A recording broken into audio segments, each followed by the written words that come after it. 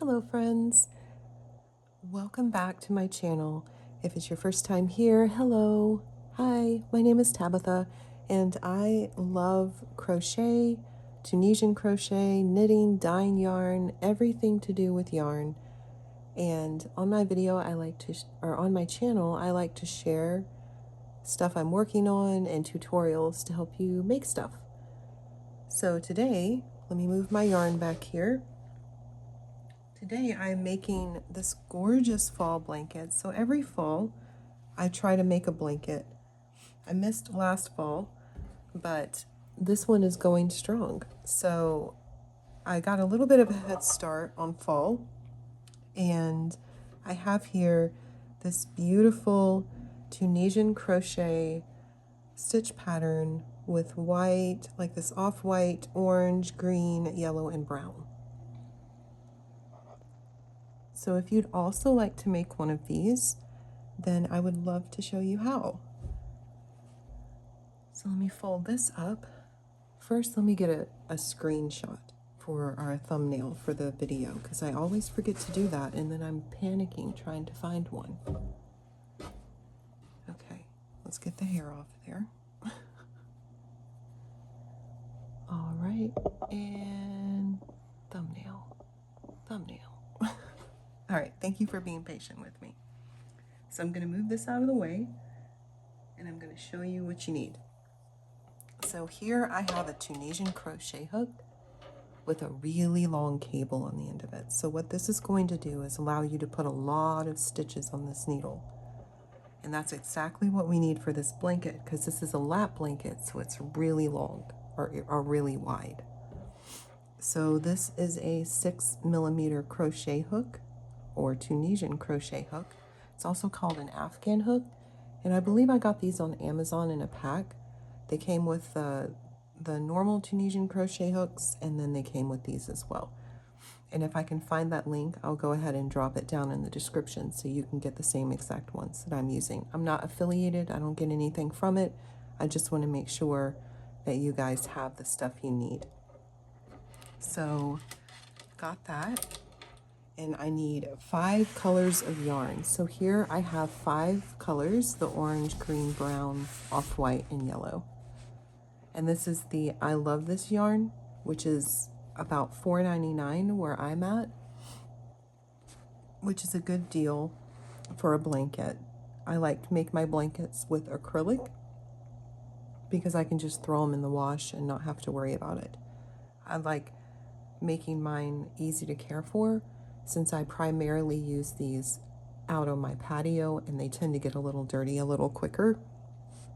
So you can use whatever you want. You can use scraps. This is a great project for scraps if you have a bunch laying around in worsted weight. So let's see what colors we have. So this color is called linen. This color is called sun gold. This color is brown. This color is dark olive, and the orange color is called burnt pumpkin. Okay, so let me move these over here and hope they don't tumble off the table. Okay, let's pull out some yarn here and hopefully we don't get yarn barf. Looks like we're gonna get yarn barf. Let's pull this out here. Usually if you get yarn barf, it's because the other end of the tail of the yarn is wrapped inside. So you can see this one's kind of knotted up a little bit, and I think they're knotted on each other. So if you free this from its constraints and then just kind of zhuzh that underneath here, then when you pull, you should be fine. You shouldn't get any more yarn barf. Okay. Tip number 1, how to avoid yarn barf.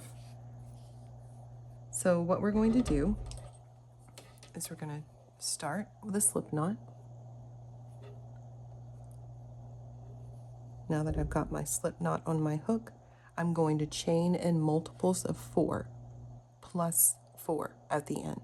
So I'm going to chain in multiples of 4, and then when I get to where I want, then I'm going to add 4 more chains, and that's what that means. So we're going to chain, I'm going to do 20 for a smaller size, but if you're wanting to do the blanket the way that I've done it, I chained 120.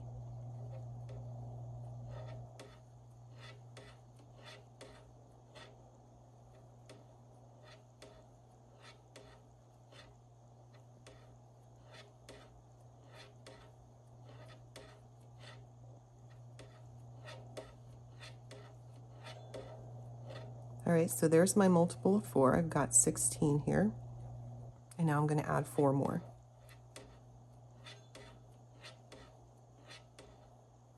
Perfect. So now we're going to find the 3rd chain from the hook. So we're going to go 1, 2, and 3. We're going to skip those 3, and then we're going to go inside of this chain here. And we're going to yarn over, and you want to turn the work a little to where we get that back bump. So you see this little back bump right here? We're going to go into that. We're going to pull up a loop. We're going to keep this loose. Then we're going to yarn over, insert, pull up a loop, yarn over, insert, pull up a loop. So we've done our first puff stitch, and we want to put 2 puff stitches in here. So let's do it again. So we got 1, yarn over, 2, pull up a loop, that's our second one, yarn over, insert, pull up a loop. Perfect. So now we've got 2 puff stitches inside that first stitch. So now we're going to skip 2 stitches, 1, 2, and we're going to go into the next bump here. We're going to yarn over, and it helps to have the stitches close to the end of the needle here, or at the end of the hook. Yarn over, insert, pull up a loop, yarn over, insert, pull up a loop, yarn over, insert, pull up a loop. So we've got our first puff stitch. Now we need to do another. It can get a little tight, but as long as you keep your stitches close to the end here, you should be okay. So we're going to yarn over, insert, pull up a loop, yarn over, insert, pull up a loop, yarn over, insert, pull up a loop. And it being tight is going to be only on this foundation row. Once we get into actually working the fabric, after this is established, it's going to be breezy. So don't let this discourage you. All right, so I pulled out some more yarn there. Now we're going to skip 1, 2 bumps, and we're going to go into the next one. And we're going to do that again. Yarn over, pull up a loop. We've got 1, yarn over, insert, pull up a loop. We've got 2, yarn over, insert, pull up a loop. We have 3. Now we're going to do that again. Yarn over, insert, pull up a loop, yarn over, insert, pull up a loop, yarn over, insert, pull up a loop. So now we've got 2 puff stitches on there, and we're going to continue all the way down till we get to the end here. 1, 2, insert. Oh my goodness. Pull up a loop. 1,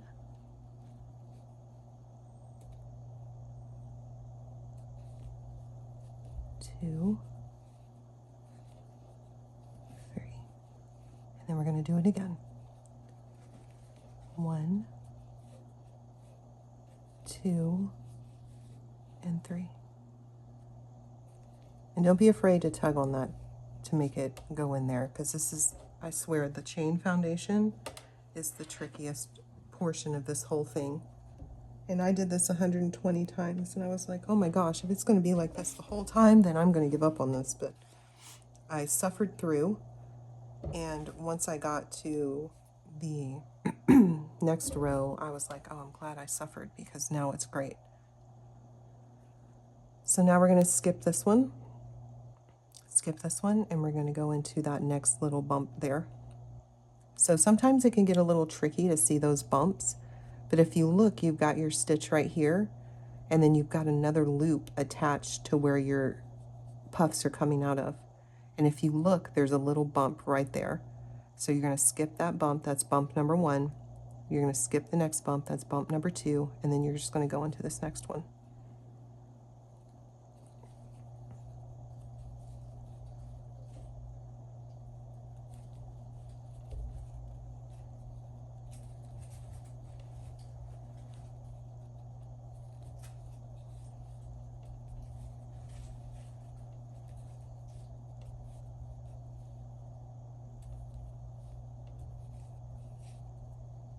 All right, so now we're going to skip 2 bumps, and in this last chain, what we want to do is just drop in a standard Tunisian stitch. So we're just going to go in through that loop. We're going to pull up just like that. So that should mimic what we have at the very beginning. All right, fantastic. So we've got our foundation row done. If you've gotten through that, then you're through the worst part of it. So now I'm going to switch over to orange. And you can cut the yarn or you can leave it as is. I'm going to carry the yarn up the side. I didn't do that initially in my initial project, and I wish I would have, because it would have made things a lot easier for me, so I wouldn't have so many ends. So let me go ahead and move this here, move all this bits and bobs. And I'm going to go ahead and pull this tail out, so you can see the tail is just going stuck in there like that. So I'm going to pull that out. And then I'm going to find the other end and just pull. All right, so now we're going to join this color in, and we're going to make our increase at the end here. So I've got the color joined in. I'm going to pinch the work right there, and I'm going to chain 1. So now you've chained 1, and you've raised the height of that work. So now what we're going to do is we're going to yarn over, and we're going to pull through that one. So that's 1. And we're going to pull through a total of 7. So that's 1, 2, 3, 4, 5, 6, and then 7.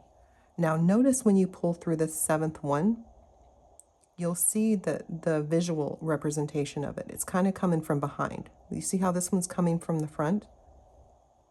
Just pull through that. That's your 7th one.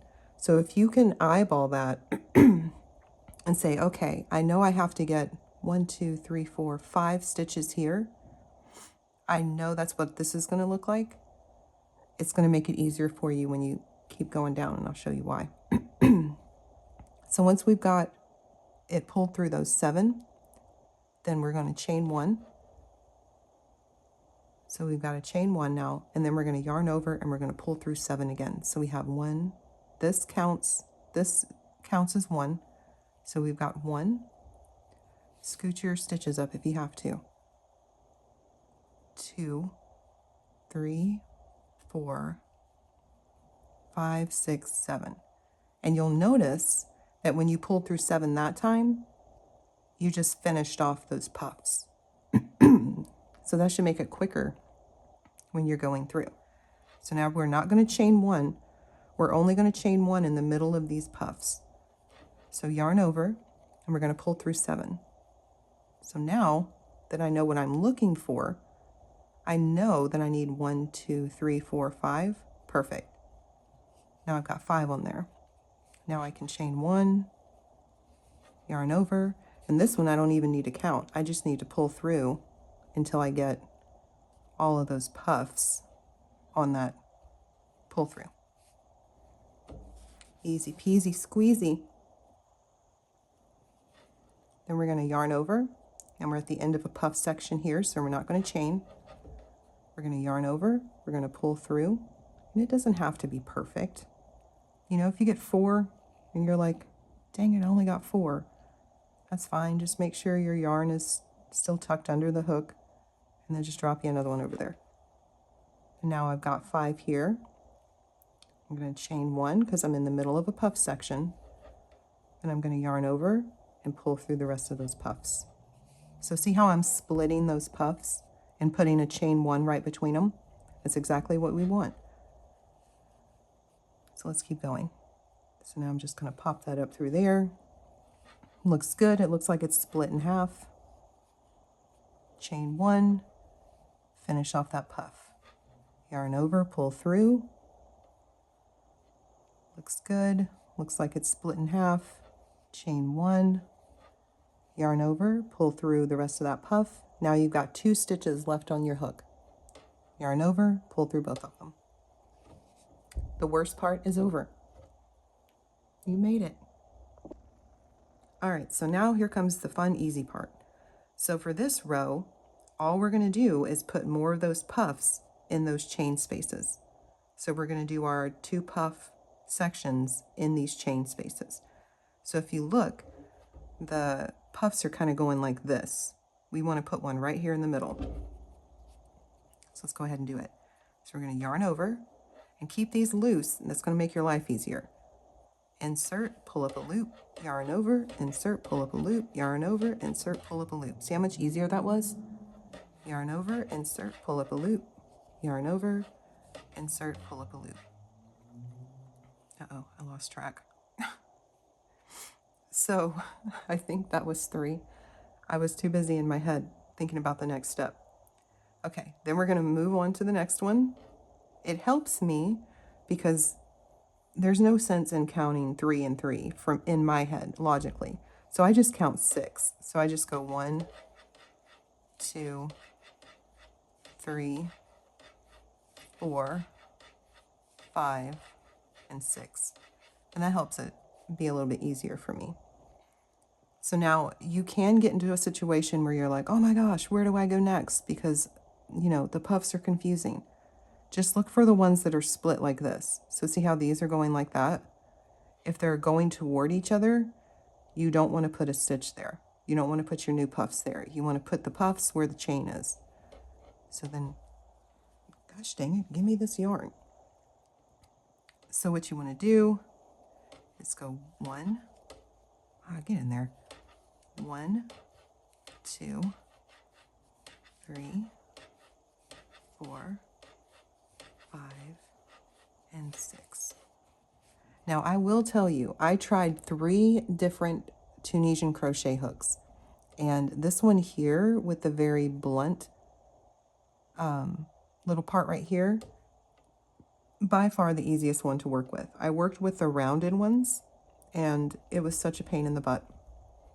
And this hook is so much better than the other one I had. I had another one, and the hook was, this part was very inflexible. It was very stiff, and it was very like flopping everywhere.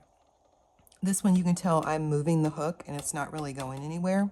I've got it wrapped around my neck right now just to keep it out of the way. So if you can splurge and get these, I think they were like $13 for the 2 sets of needles, then I would say definitely do that, because these are a breeze to work with. So then I'm going to continue going on till I get to the end here. So I've got 2 more puffs to do. 1, 2, 3, 4, 5, and 6. I'm going to do my next puff. 1, 2, 3, 4, 5, and 6. So now I'm at the end here. So what I want to do next, I have that one last stitch here, the Tunisian simple stitch. And I don't want to do that. I don't want to do a Tunisian simple stitch in the end of that. What I want to do is my ending stitch for the normal Tunisian crochet row, which is going to be turn, find the V, and then go into it. So I'm going to turn, I'm going to find that V, and then I'm going to yarn over and pull up a loop. And then I'm going to stop right there. I'm going to put the work down, and I'm going to change colors. So my next color is going to be green. So every time we change colors, is going to be a return pass every single time. We'll never change colors on a forward pass when we're doing the puffs. The color change happens when we're going backwards. All right, so I'm attaching my yarn here. I'm leaving everything connected. I'm not cutting anything. I'm so horrible at attaching yarn to the end of the work. Okay, there we go. So now I've chained one, and now I'm going to yarn over and then do my little puff pulls. One puff pull done. It looks like I need one more on this side, so I'm just going to drop that stitch there over. Perfect. It's driving me crazy. Why is that so tight? Okay, then we're going to chain one because we're right in the middle. Yarn over. Pull. Oh no, I dropped. Okay, if you drop, let loose of everything, right? Let loose of the tension and then just slowly refeed those stitches onto your needle. And then you'll get here, grab that stitch again. No worries, right? We got this. And when you drop, what happens is that you'll have a loose tension on this thread and then you go backwards, right? So then that loop comes off up into here and then you pull and then it just goes sideways because your tension's loose. All right, now that we've averted disaster, let's go ahead and yarn over and we're going to pull through for our next puff section. Now I've got my first puff done. I'm going to yarn over and chain one, yarn over, pull through the rest. Yarn over, do my first puff, and there we go. Get over there. Then we're going to chain one, then we're going to yarn over, pull through the rest. Yarn over, pull through those first 5, yarn over, chain one, yarn over, pull through the rest. And you can see how you can really just start to eyeball it and see how many you need. You don't really need to sit here and count every single one of them. So this is something where you can definitely just throw on some Netflix or whatever, put on an audiobook, and you'll be good to go. So 1, 2, 3, 4. I've got too few. So let's pop on over here. I think this is the one that I messed up. So that one can be a little wonky. And it's okay. Like, your crochet doesn't have to be perfect. I know if you're a perfectionist, I used to be the same way. I would freak out and frog the whole thing and start over just because I was one stitch off or something. Just fudge it. Just make it up. It's crochet. No one's going to know. I do that with my knitting too. It's like, you can make things work. All right. So that's what you're going to do. You're just going to continue repeating that forward pass and return pass. And when you go to do your return pass, you're going to change colors. And what you're going to get is this beautiful little blanket. It's not that hard. It really isn't. It looks difficult, but it's not. After this first row, this first foundation row, it gets so much easier. So don't get discouraged here if you struggle a little bit with it, especially if you're new to Tunisian. Take some time and then maybe practice on a smaller section first so you get the feel of it and then move up. That's exactly what I did. So I practiced on a smaller section because this is the first time I've ever done this stitch. I practiced on a very small section and then I worked it up and then I got my gauge for how big or how many stitches I needed to cast on for the blanket. So I highly encourage you to do that. Go ahead and do a small section just to get familiar with the stitch pattern, and then you'll just be breezing through when you cast on for the blanket. So I'm going to continue working this. I'm going to go ahead and post this video now so you guys can kind of make this along with me. And then at the end, I don't know if I'm going to put a border on it or not yet, but if I decide to, then I'll post another video and an update letting you guys know that the border video is up. I'm going to show you how I do that. but I'm kind of on the fence about whether I'm going to do that or not. So if you like this video, liking, subscribing, commenting, sharing, even if you just share and click copy link and don't even send it anywhere, that really helps me get this video out to other people who might want to make this as well, and it helps my channel grow and keeps me from having to go back into the corporate hamster wheel of software development, and that means more to me than you'll ever know. So if you guys can keep me out of that hamster wheel just by liking and subscribing, please just do it. I'm begging you from the bottom of my heart. I don't want to go back to coding. All right, that's enough for now. I'll see you guys soon. Bye.